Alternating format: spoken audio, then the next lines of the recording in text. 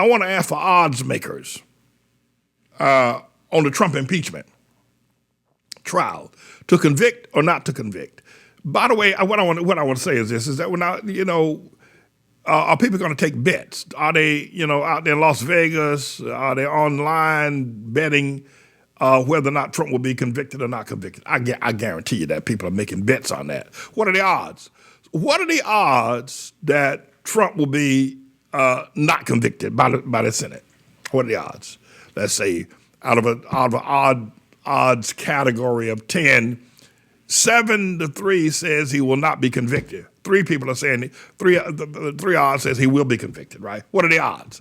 So I want to deal with today, if you don't mind my doing so, is to try to look at what are the odds in terms of not I'm making a bet, but looking at it from that perspective, to convict or not to convict. So that's the subject matter today. Will the Senate impeach? That Trump has already been impeached, but he's not been convicted. You have to be, it's like being indicted, but go to trial and you get acquitted. So will Trump be convicted or not convicted? And the thing that makes up the odds, I want to look at a couple of things that are public knowledge. There are a lot of things that we don't know. Well, let's start with some of the things that we don't know is public knowledge. My sense of this is that Trump is holding documents hostage. I think he's holding America hostage. I think that Trump took documents, took secret information, classified information, super classified information for the eyes of the president only, and he's got it down in Mar-a-Lago with him. Or he has stashed it somewhere with one of his grandchildren. Or, I don't know, he's put it someplace where it can always be used as a lever against anybody who tries to convict him, put him in prison, or bring him to trial. I believe that he has that kind of information. And he may not be the only president that have used that. Nixon may have used it, had it, but never decided to use it. And the time has to be ripe for you to try to spring something like that. And today we're living in a digital age. For instance, before Twitter took down Trump, they wanted to take him down 2 years ago. But they recognized that by taking Trump off of Twitter would greatly compromise the millions of people that use Twitter in terms of, number one, freedom of speech, whether you like Trump or don't like him, people like freedom of speech. So they're very worried about stepping on that. The other thing they were worried about was stepping on whether or not Trump would start some other organization or go to some other organization like Twitter, take all of his followers and sink Twitter. So they had to make a cautious business decision. If we take him down, does he have the power to retaliate and take us down? So therein lies the question about whether or not the Senate will convict. They know the boy is guilty. Ain't no question about that. The matter is, will they take him down? Because if he has potentially the power to take down a lot of other people with him as he goes. So that's one of the things that we don't know in terms of whether they will convict him or not. And they may decide it's not worth it, and unless they can somehow or another nullify whatever secret documents Trump has taken from the White House, whatever secret information that he knows, whatever relationships he's established with foreign nations, both adversaries and foes, whatever he has done that still gives him presidential powers, where they can be nullified. That is to say, if they just change the code on something, or if they eradicate something. For instance, Trump has information of where every Secret Service, every CIA officer that is stationed around the world, whether in Moscow or Afghanistan or in Turkey or in Israel or France or Argentina, wherever these secret CIA agents are embedded, Trump knows who they are and knows their contact system and can expose them like that. And if they did, the organizations that they have found themselves embedded in would cut their throats. So Trump has that power. He knows who they are. Now, what what the government could do to keep Trump from exposing the CIA agents is that they can simply take those that are embedded in the Mossad and switch them over to the CI5 or the CO5 or the English Great Britain Secret Service agency. But a smart intelligence services could track that. If there was any sudden movement of Secret Service agents from one place to the other, all of a sudden they're embedded and everybody thinks that they're a Muslim or they think they're Jewish or they think they're British or whatever it is, but they're really American spies embedded into the process. If there was all of a sudden a mass movement, that would give up the ghost as well. So you can't really nullify it that way. So a lot of people's lives right now are in danger, and Trump holds the life of the people who work in the Secret Service. He holds those people's lives in his hand because he could, without announcing it, tell the Mossad, tell the Mujahideen, tell Taliban who it is that's working against them, right?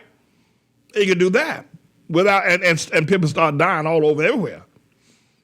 Or, not just that, but there are other kinds of things that Trump has done, deals he's signed, that with the Iranians, the moving of the embassy to Jerusalem, the cover he's given to Netanyahu. All of these are power plays that Trump has that can or cannot be nullified. So usually when the president leaves office, he stays quiet, because his life is also at jeopardy because, if you start talking too much, they can whack him like they did John Kennedy. And I also believe they did to Lyndon Johnson as well. I believe they whacked Johnson. LBJ, tall Texan down there in Texas, the guy presided over the Vietnam War. I think they whacked old Johnson, I do. And they could whack you. They could whack you.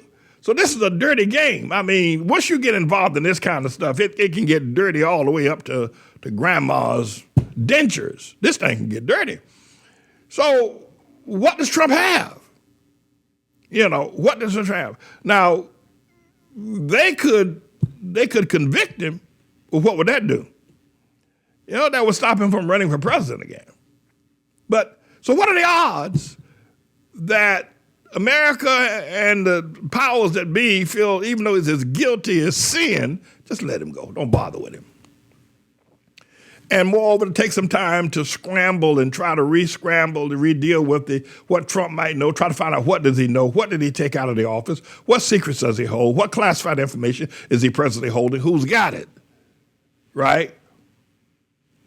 Michael Cohen, Trump's personal attorney for many years, said the reason why Trump did not publicly announce that he had given clemency to his family and to Giuliani and others is because he didn't have to. If they ever needed, they can just pull out the certificate and say, here's the clemency, here's the pardon, the Trump's pardon is given, pardon me, take a walk. They don't have to use it until they have to use it. So what else is like that? What else is stashed away that Trump has done? And the boy stashed stuff. You know that. So what are the odds? So if you just look at that alone, probably a reasonable thinking person like you and I would say, well, they're probably just going to let him go. They probably want to try him, get all that information out about what he did. Well, we already know that. But the Senate's not going to convict because one is that it'll tell him how he'll retaliate. But the other thing is that it doesn't make the Republican Party look good that its president got. First of all, they took him down. Presidents usually get 2 terms. It's hard to be an incumbent president. It's just hard to do it. Even if he could be the worst president on the planet, he's the president. He got all the presidential power. You can't beat him, but they did. So that's humiliation enough. So will there be more humiliation by convicting him and putting a yellow streak down his back? So the Republican Party has a lot to lose. The heck with Trump. They got a lot to lose if you can always point to the Republican Party and say they're the only person in modern time who ever had a president convicted of of impeachment. That doesn't look good for the Republican Party. They'll have to go join Black Lives Matter or somebody. Because, no. So what are the odds? This thing is very intriguing. So I'm sitting there trying to figure it out, you know. You need a computer algorithm. This thing has more moves than a chessboard. I'm telling you, it does. What is going to happen? Who knows? And there could be a dark horse. There could be a horse riding in from the west that we don't know about, you know. Maybe Trump's got something. Maybe Vladimir Putin got something. By the way, have y'all seen that mansion over there in Russia? Putin, what's wrong with that boy? You know, he got all these mansions, all these houses and everything, you know. Anyway, he's got problems himself, Vladimir, but we don't know, you know. We don't know if, the question was Vladimir Putin holding tapes, sex tapes on Trump? That's it. That's the thing. What Vladimir Putin got several of those all over the world. What's up with him? Anyway, so the question was, going back a few years ago, what was Vladimir Putin holding sex tapes on Trump so that Trump would not do anything against him? So my estimation is that whether they'll convict or not convict, I just don't know. I have to tell you on this one, James David Manning, the quintessential American, just don't know which way this thing gonna go. I'll tell you what I'll do though. Here's what I'll do. The trial gets started next week, right? I'll see how the trial proceeding. I'll see if I can find some secret codes that indicate that they have neutered Trump, that whatever information he's stolen, he can't use, that they've neutered him, that they're no longer worried about the CIA agents on the field, indebted, that they've neutered all of that. They got all that under control. And then I'll try to give you what I think, well, they'll convict or not convict. So this is to be continued, to convict or not to convict. Me, I'm James David Manning, everybody. I'm the Lord's servant. This is a bit of a news blog we do, looking at spiritual wickedness in high places for the most part, making some observations about it and giving people a biblical foundation to the way of interpreting, rather than have Sean Hannity or Laura Ingraham or Janine Pirro or Anderson Cooper or Rachel Maddow or Don Lemon, Rush Limbaugh interpret what's going on in the world. You come to me and I'll tell you based on what the Word of God says. They'll just give you their worldly, sinful view. But the Manning Report will tell you what God has said, whether to say yea or nay, whether to go or to stay. You'll be led by the word of Almighty God. Come to the Manning Report on a daily basis to interpret the spiritual wickedness in high places, because there's plenty of it that's going on.